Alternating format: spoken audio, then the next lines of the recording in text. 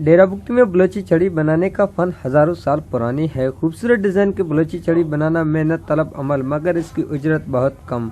बलोची छड़ी के लिए जंगलों से बेहतरीन लकड़ी की तलाश की जाती है। कोयटा जा रहे, पंजाब जा रहे, ये दुकान में सारे जितना दुकान है वो लेके जाता है। कोई 2000 में, कोई 1500 में, कोई 1000 में, सारे चारे कोना पाकिस्तान में जा रहा है, सऊदी में जा रहा है, दुबई में जा रहा है। इसका रकम कोई नहीं है। रकम भी है उसका तो हम खुद बनाते हैं। ऊँट बनाता है, घोड़ा बनाता है।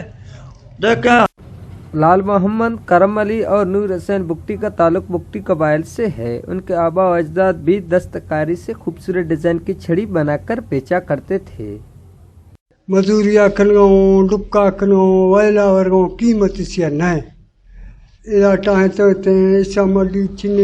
उस्तादी फनकारी बलूची कल्चर डे फेरांगे कीमत शहर अस्तिन निमा मेहनत कनो गरीब मर्दों मैं बचत मार चिन्ह है गरीब मर्दों।